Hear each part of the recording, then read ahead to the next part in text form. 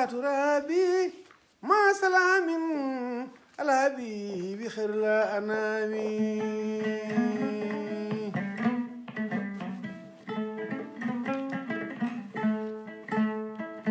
صلاة ربي مع سلام على حبيبي خير الأنام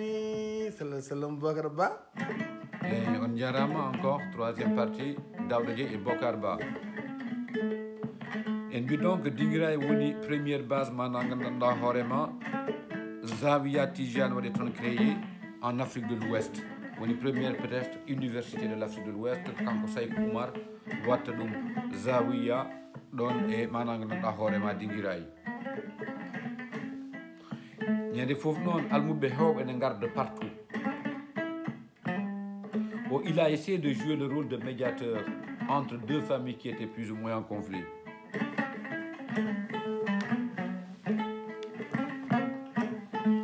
Les Souria et les Alfaya. Deux dynasties peu, les Alfaya et les Souria donc. Cette médiation fut rejetée par les Almamis des Souria. Source manuscrite du Fonds Vieillard, Bari, Ifon, Dakar, Fonds des manuscrits arabo-peul Fouta Dialon, folio, page 42. Donc, une information. C'est aussi à Dengriko, Ton et Dingrai que Omar rédige, on est premier manuscrit manangan à Horema, Hakunde Hitande Uvinare Temed de Jetati et Japanai et Nai, et Hitande Uvinare Temed de Jetati et Japanai et Joy. Les deftere Arima ou les lances. On a donné le premier ouvrage mystique en Afrique de l'Ouest. Il y annonce des séries de mesures comportementales Hakudema et Soukabe, Hakudema et Allah, Hakudema et Dine, droit et devoir. Voyez qu'on a manuscrit de procédés de vécu socialement dans la Horema. Ébauche, comportement hakudema et voisinma hakudema et soukabema dum hande no wawno servir nden deftere so yitama waɗama traduire ene wawno wadde servir comme mode de vie ma gandanɗa hoorema pour le respect des humains de l'un vers l'autre ene wawno servir au niveau de la pédagogie ene wawi wadde servir ma gandanɗa hoorema au niveau de la philosophie, de la sociologie, de la façon de vivre, etc. Mais peut-être qu'elle m'a dit négliger l'histoire et mémoire, la mémoire des vainqueurs et la mémoire des vaincus. C'est pourquoi matériel men kewɗi ƴeftama ko ɗin poɗɗen heppude ma en gandu mana gandanɗa hoorema, y a plein de choses à gagner là-dessus. En dit encore le côté chercheur et bindo kanko Saykou Oumar wona ndentano windi nde warti makka de e lawol makko ni o watiri e defte ɗiɗo yo winduno to e lawol makko e goɗɗe ɗo windata on en reviendra e nder defte makko noon mana ganduɗa hoorema o wima ganduɗa hoorema e nder diine islam laabi ne keewi il y a plusieurs chemins o wi kon noon ko kanko e miijo makko ko voie tijaniya woni ɓurɗo o wi wona gotol tan noon lawol ngo wona gotol ene woodi laabi kewɗi mais o sikku mana ganduɗa hoorema ko lawol tijaniya ɓuuri kanko Saykou Oumar noon o wi noon ana gandanɗa hoorema saɗa yiiɗi yettade Allah mana ganduɗa hoorema no ɗum tijaniya omo foti mana gandanɗa hoorema falkisade gueɗe hono gueɗe aduna ɗum noon yiɗani wiide ko ya waas aɗa foti liggade jiiɗa gurdam kadi encore kono hono gueɗe ɗa foti falkisade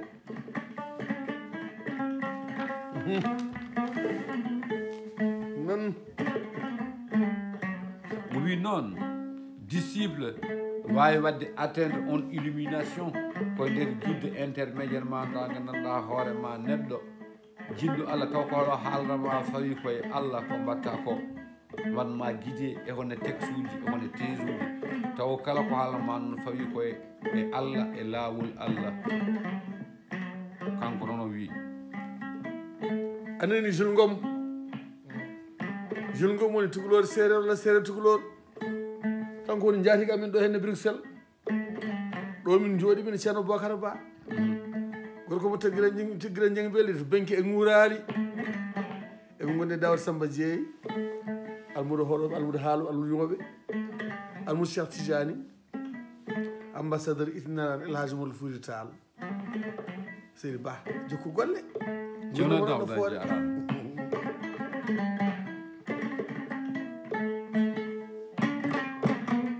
o wi noon ɗum ɗon koye chapitre 5 arrima ko haalata ɗo henna ko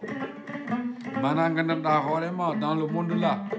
qu'il ne faut pas s'envider le cœur mais cette 16 à 16 ne veut pas dire qu'il faut que ne signifie pas que tu dois être pauvre kada foti wasde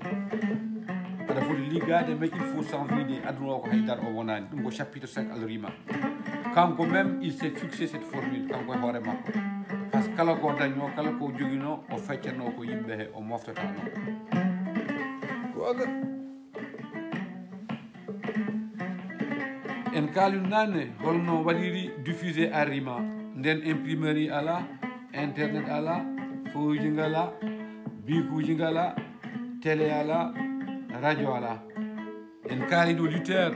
mana ganduɗa hoorema 1515 des réformes protestantes waɗi no waɗi diffusé mana ganduɗa hoorema c'est 95 thèses e nder monde taw nden imprimerie Gutenberg était né au même moment on chance Luther en noon kanko holno watta o jeeyi ko arrima o wima na ganduɗa hoorema almuɓeɓe yo mbajitu almuɓeɓe foof mbajiti o jaggi o waɗi sali e cheikh uji Fouta pour gandama na ganduɗa hoorema arrima par ce que mo andi so windi arrima o joguima tan ala ko nafata c'est pourquoi en hoore men hande eɗen jogui dimension wadde diffusé ma na ganduɗa hoorema golle makko par ce que kanko e hoore makko o waɗi débrouillé ha Foutankoɓe mbaɗa profité arrima o noddinde arrima kamɓe foof pour ɓe ganda e ko windi ko ɓe ganda e golle makko ɓe ganda e nafoore makko ɓe mbaɗa profité e expérience uji makko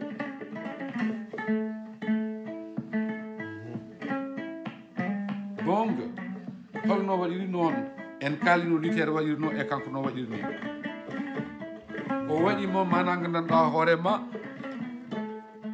tourné o hawri ko premièrement ko campagne Fouta 1846 1847 première partie o manda deuxième partie o en kaalino o jooɗima e Dinguiraye o heeɓi base o waɗi alliance o heeɓi expérience toon e Égypte avec Mehmed Ali o heeɓi alliance dans les grandes familles o woni toon o ɓami hen yo Allah yaafumi sohnaɓe o heeɓi alliance uji avec les grandes familles qui sont là-bas o hokkama wuuro les familles Kaba ƴefti Tijane mbaɗi allié makko en mbi almuɓe puɗɗima arde ene jooɗo o windi premier makko ouvrage l'histoire de l'Afrique de l'Ouest première université ko toon waɗa almuɓe puɗɗima arde jangde fuɗɗima saktade mais kiram ma waɗoy première campagne makko Fouta Tooro joni ko puɗɗimi wadde ko teddungal joguimi kal mi haalana Foutankoɓe ɗum hawri 1846 1847 le projet mystique correspond maintenant avec la réalisation wuure fof jiiɗa waɗi ko hoore waɗi ɓandu waɗi koyɗe hoore miijo ɓandu wuura koyɗe mbaɗa évoluer e nder aduna so woni a miijima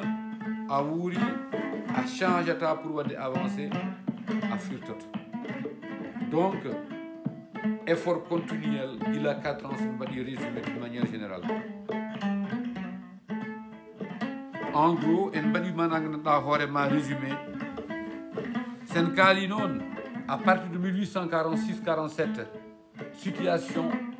toon e Fouta Djallon fuɗɗima wadde compliqué avec les Almami ɓe puɗɗima hirde ɓe mbi he o gorko o ummi ko koɗo ko normal aussi par ce que mbawɗo wonde foof sa ari e wuuram ko ɗum jiiɗen lien passé présent hande tubakoɓe hewɓe ciggal kene arɓe heppude leyɗele mumen neɗɗo foof noon so woni ka garɗo e wuuram a fuɗɗima jogade puissance mi huulan c'est normal moi je trouve en tout cas e nder interprétation am hande sa waɗi lien passé présent eɓe mbiya koɓe waɗɓe évoluer mais ɓe mbiyata mana gandanɗa hoorema ko yimɓe ɗaɗo kettu leydi mumen c'est tout à fait normal aussi donc noon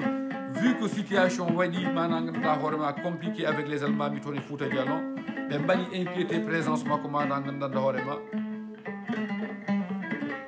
kanko e hoore makko o yiɗano ma na gandanɗa hoorema lamɓe par ce que ummi koye tijania ɓe jiiɗa les grandes familles tijania grande famille lamɓe en principe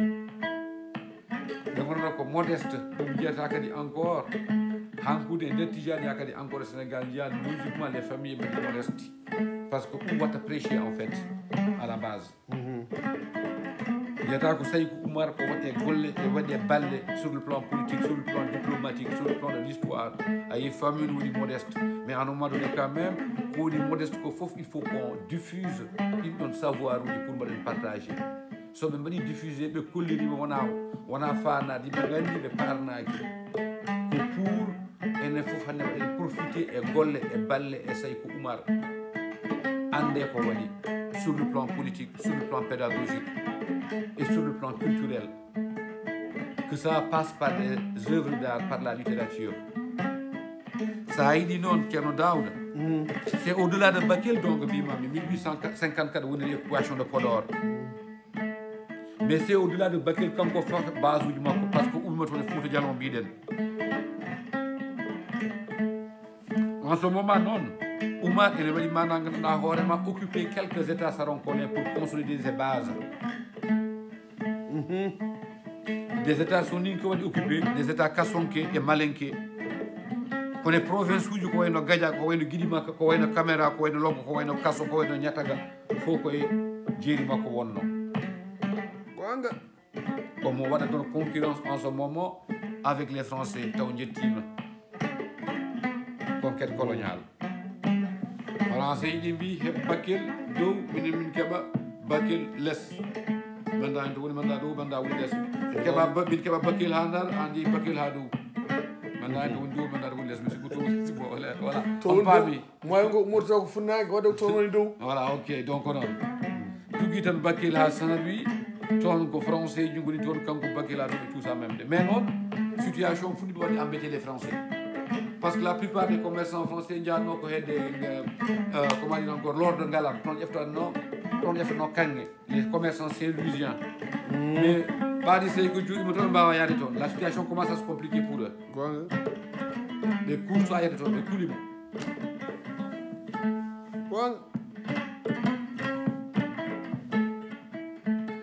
jumnale marina elayla ilala jumnale marina jumnale marina ko ceenal sernaɓe ne wale madina e wonko wale bandiagara cheikh Oumar Fouti o wonate deguen mbere to Mali. C'est pourquoi non toɓe kuuɗi ɗo le 4 avril 1885 Faidherbe qui parlait sur le cheikh, il dit cet homme qui cherche avec autant d'acharnement à anéantir notre commerce dans le haut du pays et à lui enlever tout espoir de développement vers le centre de l'Afrique, n'avait-il pas d'autres aides? Marwerko, Djineji Ballanoma. Faidherbe, lui non le 4 avril 1885. On donne source à Sénégal sous le Second Empire à la page 381, édité par le Centre national de recherche scientifique dont on est Paris Faraïs. Non, Kodara. Ay do wadi mbiɗen ko daadama ay silman sira samba demba almutar silmin halwar mbiɗen go toroɗo famde tew ko famde haalo sali go futur juldum fe ñaagi o noddete woɗɗo o jaaboto ɓaɗi kono subaka joom wuro Allah sara o dari ɓe taɓande o dari ɓe feere kadi o dari ɓe har feere. Donc le 15 avril 1885 kamɓe Faidherbe ɓe ceeki 15 avril 1885 c'est le bombardement de Bakel. Il va bombarder Bakel pour beaucoup de Bakel et va apeurer les villages et les intimider. Donc en ce moment, la plupart des villages de Bakel, ils vont se rallier du côté français. Sous les ordres de Alagui. Très vite, les villages vont bombarder, vont rétablir. Donc les villages sarakholais, ils reprirent le commerce de l'or et vont rejoindre donc désormais côté français. Le 9 août 1885, le village de Bakel, rangé sous les ordres d'Alagui, donc ennemi des Français quand même, va devenir français. la choix, n'est-ce pas? En alliance avec le roi de Kasso, Nemnam de Sago Sambala, de Hale et Tari Hajimen, Faidherbe, il n'a pas tout de Médine, mais au Soussano Cheikh Omar. Voilà ce que Faidherbe dit. Je cite. Oui, Odo nègre fanatique qui est allé puiser ses connaissances et Ermoum contre Minen Mananda Horma Bengona Djoulbe paraît être un homme d'une haute intelligence et d'une rare énergie. Si je cite Faidherbe. Le Sénégal, au Sénégal en somme,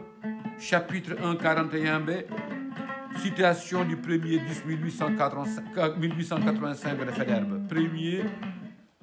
octobre 1885, quand Faidherbe lui donne. Donc, Nji, Yefti Bakel, avec l'alliance de certains, mais Seïkou Oumar encore dans le Médine. 15 ans et Badahare. Comme Hali, on est dans les années 1855. 9 ans après, donc, on est moitié moum. Et Bandira Besseilabe, au troisième parti, Mananganda Horema. Foudima Jude on Yarama et Yeven Vandemana Horema, synthétisé au don affaire. Milklaminion, Minjurimon, Bokarba et Daoudi.